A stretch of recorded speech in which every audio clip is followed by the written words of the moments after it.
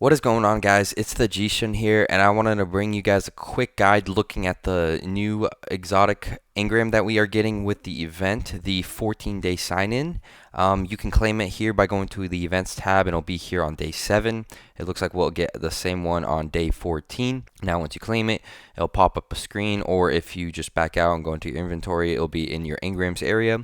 So, taking a look, we'll have the option between number 1, the Huckleberry, and the exotic traits on it are riding the bolt increases the rate of fire and recoil while you are holding down the trigger. Kills with this weapon reload portions of the magazine, and reincarnation, which final blows deal 15% more damage for 6 seconds with a stack of 6. Now this is going to be able to be used by Ningfei and Yolder. Next on the list is going to be Crimson. This has a banned weapon. This weapon fires 3-round bursts, followed by Cruel Remedy. Kills with this weapon heal the wielder.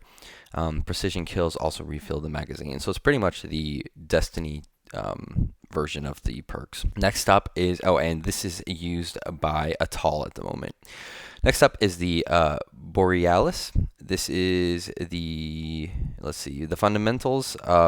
Tap reload to change this weapon's damage type, cycling between solar, arc, and void. Next up is Ionic Return, breaking a combatant's shield with a matching element or breaking the shield of a light bearer using super fully reloads the weapon and grants bonus damage to the current magazine, increasing the damage of the next 5 rounds. And this is obviously going to be used by our boy Tan too.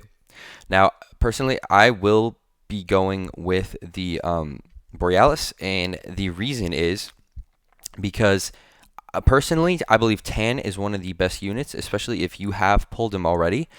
This weapon not only can act as a one-shot in PvP, I believe, with the damaged increasing mag, but since it is a weapon that is able to switch between different elemental types, it's going to be very useful for you just overall, especially if you are a Tan main, and you are able to just attack any of the raid encounter bosses, any of those kinds of things. You're always going to be covered with this weapon's ability to do that type of void or just specific solar damage, void damage, arc damage, whatever it is.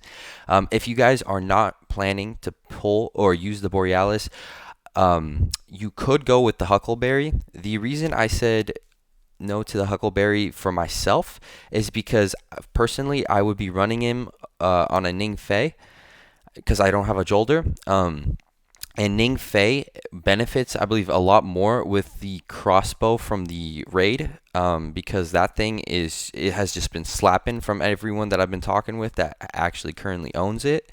And so, since you can only equip to one exotic, I want to save that exotic slot for my Ning.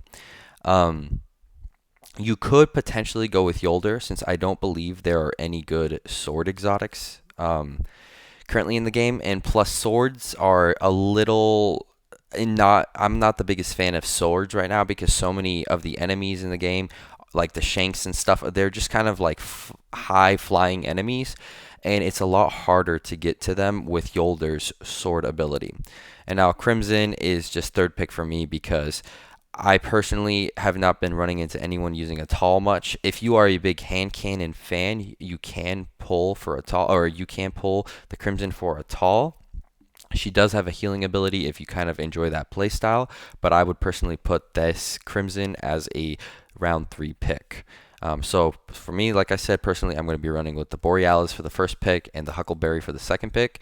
And now do remember that if you are trying to get all of them, you do have the ability to pull these weapons from exotic weapon engrams, and it looks like shifting gates. Anyways, I hope you guys enjoyed this quick guide. Like and subscribe, and I will see you guys in the next one.